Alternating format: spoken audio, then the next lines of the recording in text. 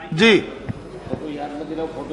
बहुत शुक्रिया सर, आपने मुझे आज एक तारीखी बहस पर बोलने का मौका दिया।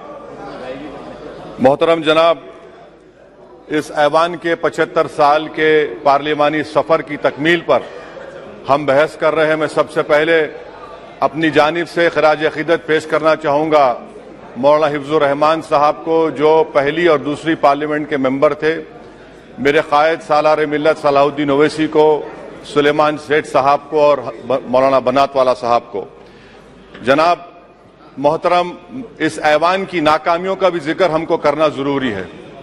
75 साल का तारीखी सफर इस ऐवान ने मुकम्मल किया। ये ऐवान एक इमारत नहीं है मेरी नजर में, ये ऐवान इस वतन अजीज का एक दिल है, जो बाहर जो गरीब और मजलूम अवाम की तकलीफ को महसूस करे, इसीलिए मैं इसको दिल कहता हूं।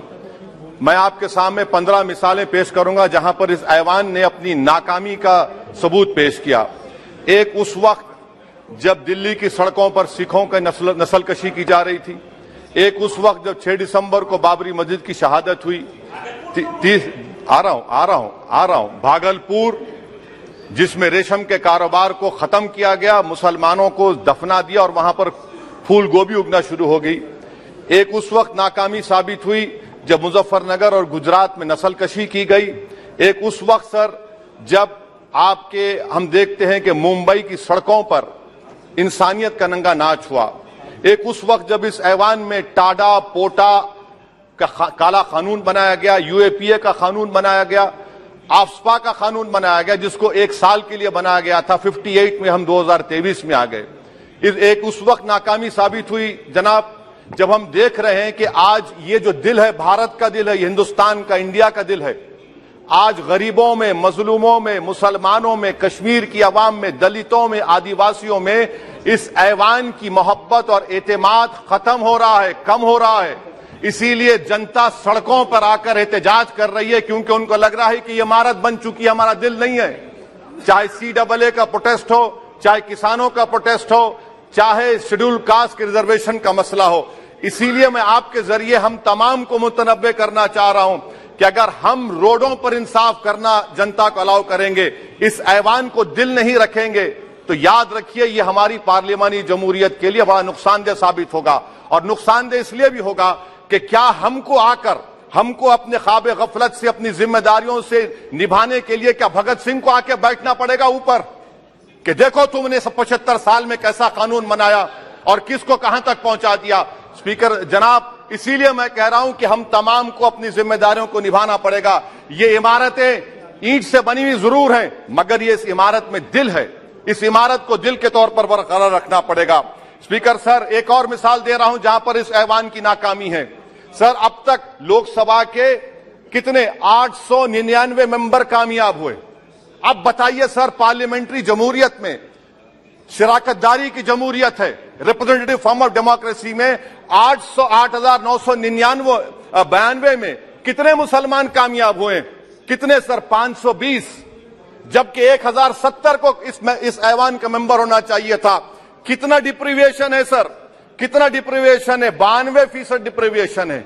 इस मौजूदा पार्लियामेंट में स्पीकर साहब सिर्फ 26 हैं, 14% मुसलमान और सिर्फ 4.8 उनका रिप्रेजेंटेशन है। बताइए, हम वोट डालने वाले बन गए, वोट लेने वाले नहीं बने।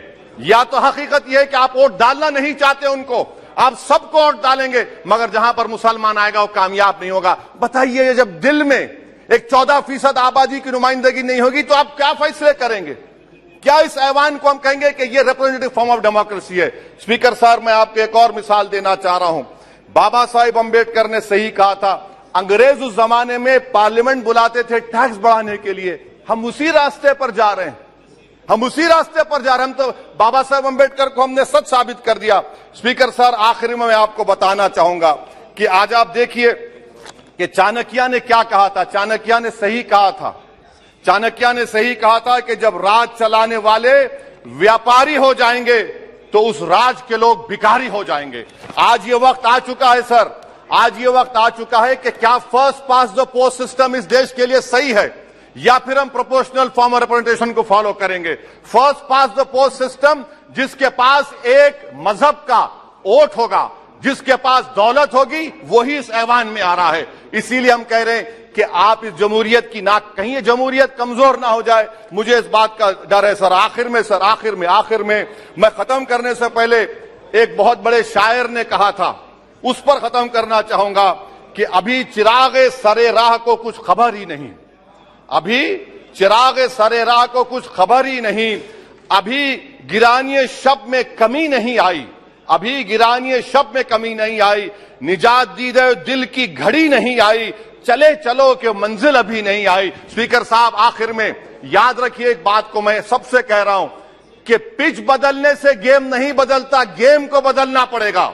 आप पिच बदल रहे हैं, वरना याद रखिए जब तक हम अपने जमहूरी उसूलों पर, रूल ऑफ लॉ पर, संविधान पर अटूट अमल नहीं करेंगे, वरना याद रखिए कहीं नई इमारत भी हिटलर की राइक्सटैग की इमारत ना साबित हो जाए। बहुत बहुत शुक्रिया सर। ये नहीं